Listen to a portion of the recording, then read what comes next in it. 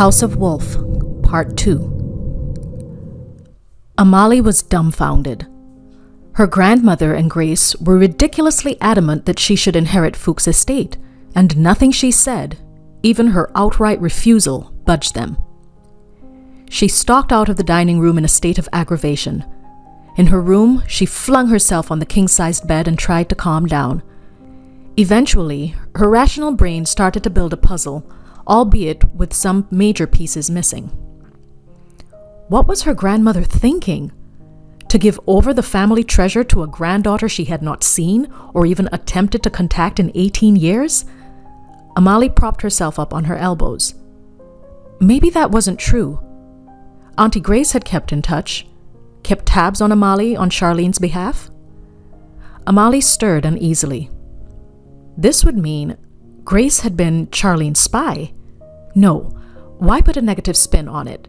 It was just a grandmother trying to hear news of her estranged son's family. Amalie reflected on their strange family dynamic. The Fuchs were tight-knit, but not close.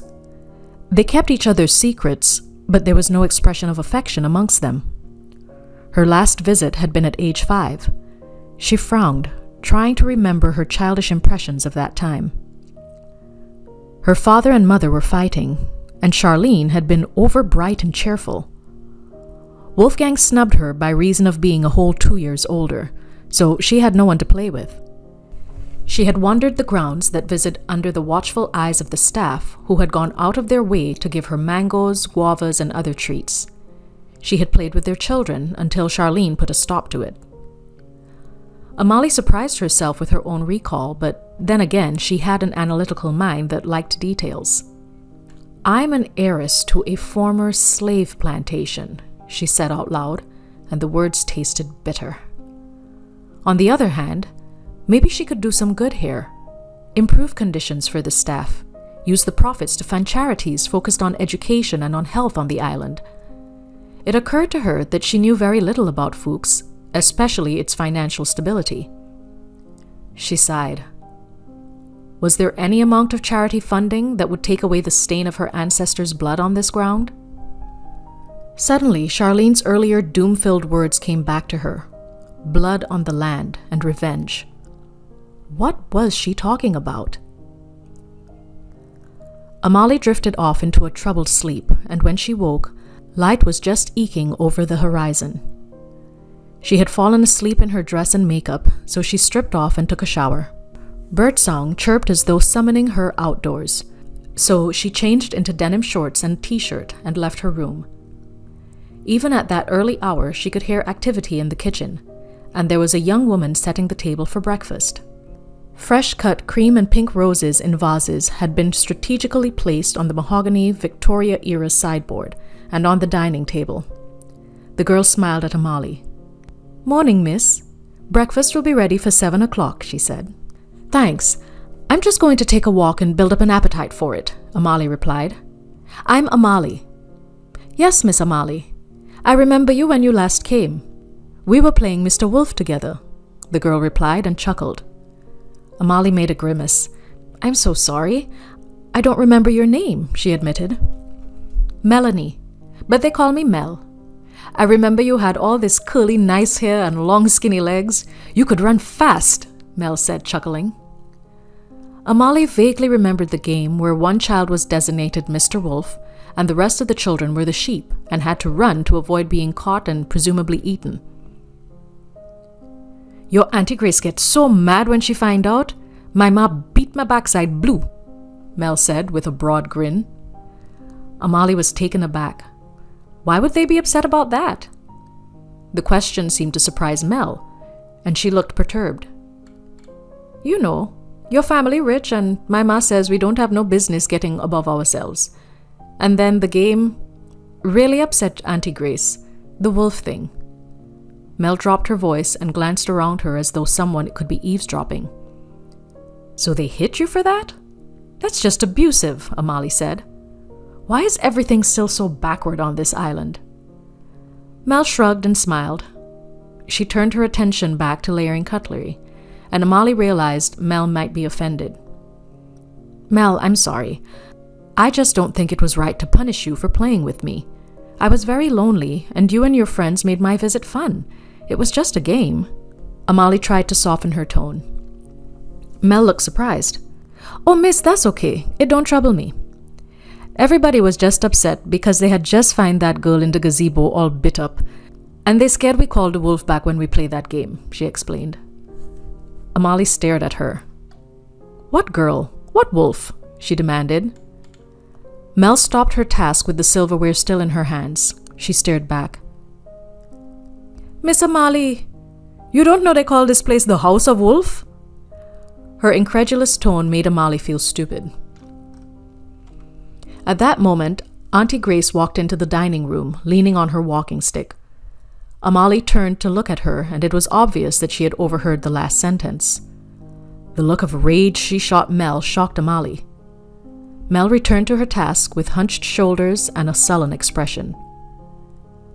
There was a tense silence before Auntie Grace said, "Good morning, Amalie. I hope you sleep good." Amalie nodded mutely.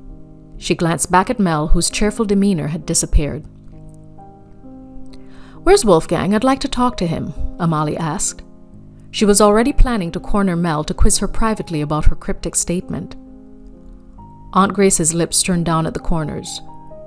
"He's somewhere on the grounds. What you want him for?"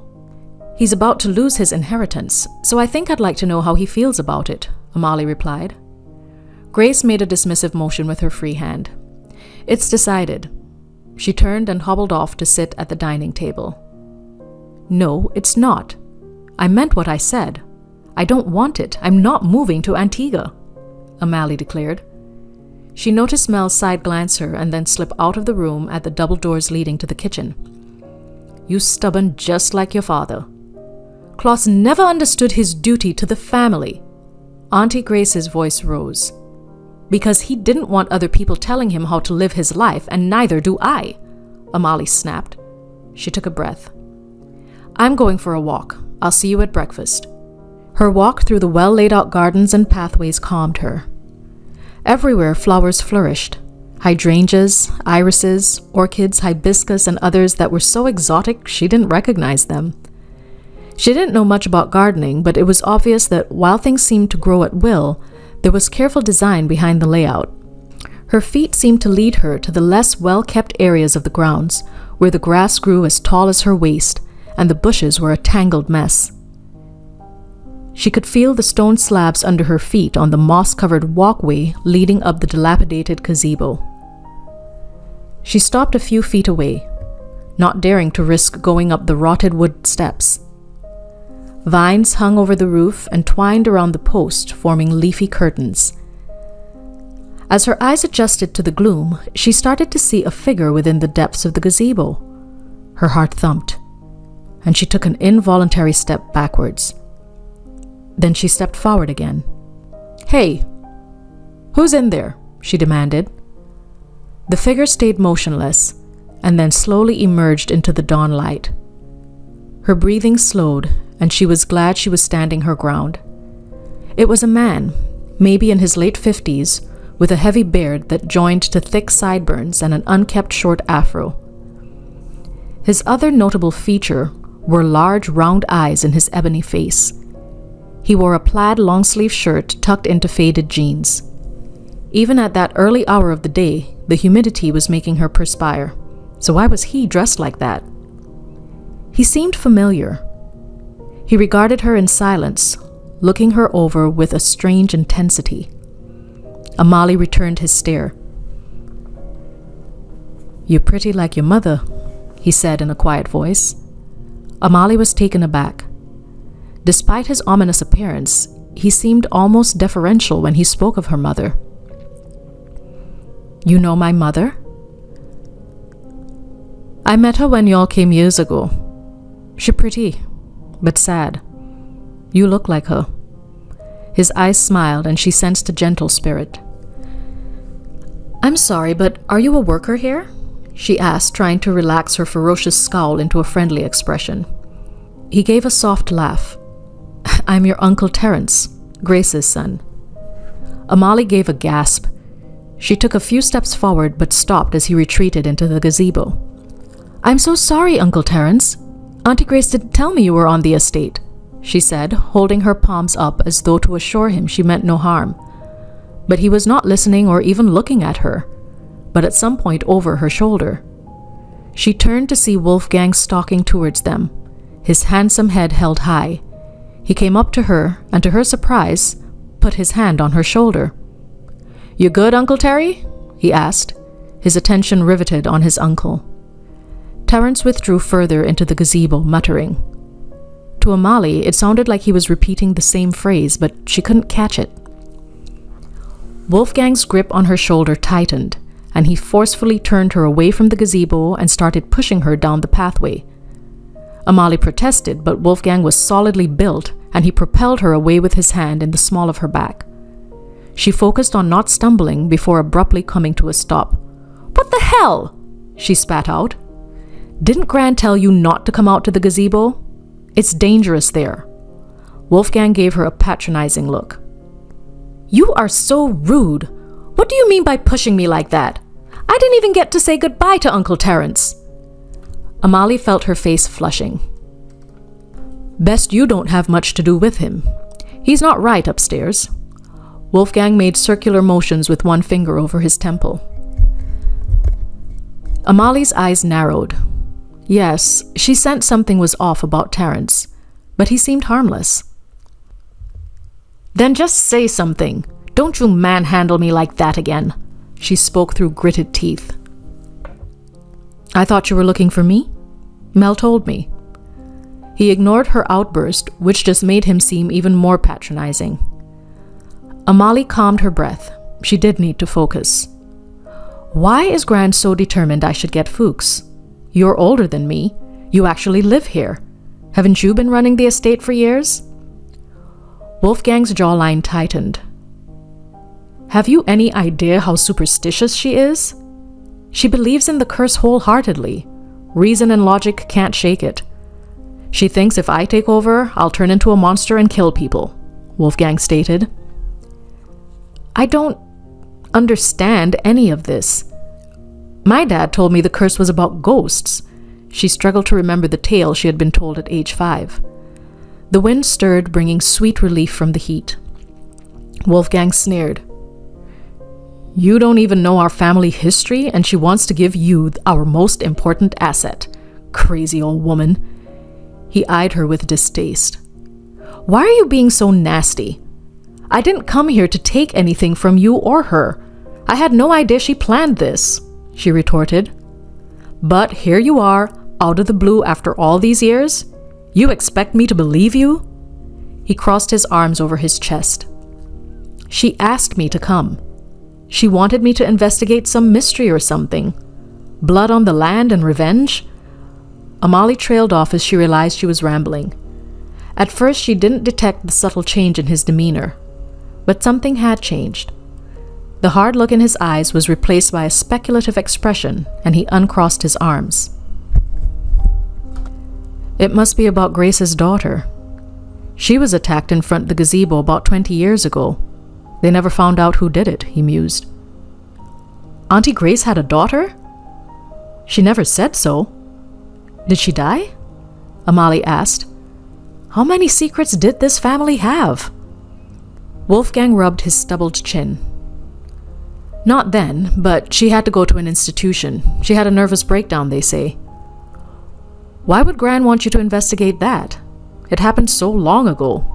He seemed genuinely puzzled. "I think Gran must be confused. I'm a researcher, not a detective. I assist scholars producing academic papers. I think I understand now. Auntie Grace probably said something in her simple way and gave Gran the wrong impression." Amalie gave a rueful smirk. His lips twitched in response.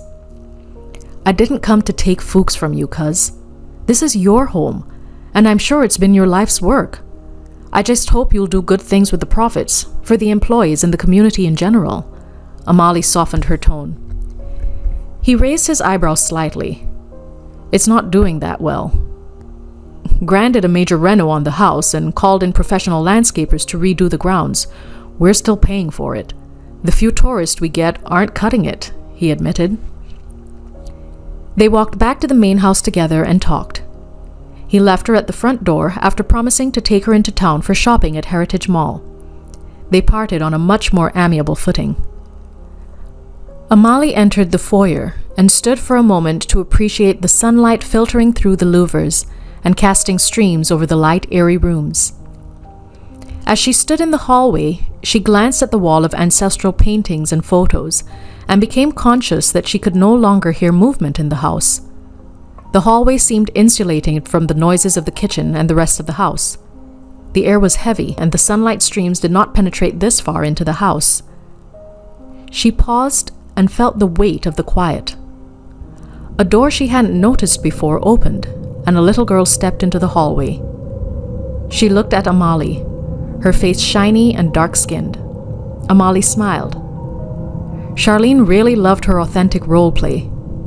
The girl, who looked about 10 or 11 years old, was dressed in a simple short-sleeved dark blue dress that stopped at her bony knees. She was wearing an apron over her dress in Victorian-era style. Her hair was combed into thick plaits to her shoulders. Her feet were bare and dusty. She looked at Amalie with large, almond-shaped brown eyes that were world-weary. She did not return Amalie's smile. Instead, she turned and walked away from Amalie down the hallway and turned the corner out of sight. Must be one of the workers' kids, Amalie thought. She seemed so sad. More than sad. Sorrowful. Her attention was diverted by Charlene coming from the dining room on the left to greet her. "Who's the little maid you have, Gran?" "She really nailed the whole peasant look," Amalie asked. Charlene seemed distracted by Amalie's dirty sneakers and the trail of mud she had carelessly tracked in. "Amalie, you must leave your shoes outside, please," Charlene fussed. "Sorry." Amalie slipped her finger into the back of one sneaker, and in doing her balancing act, she spotted a small portrait she hadn't noticed before on the wall. "There, that's the girl. That's who I mean." Amalie pointed at the sepia-toned photograph of the child she had just seen. In the photo, the little girl was wearing the same outfit, but had on long socks and black shoes. Charlene frowned and peered at the wall. To Amalie's surprise, her grandmother gasped and grabbed Amalie's forearm. You saw her? You saw her!" Charlene's usual dulcet tones were reduced to a terrified rasp. Amalie was thoroughly alarmed by the paleness under Charlene's tan.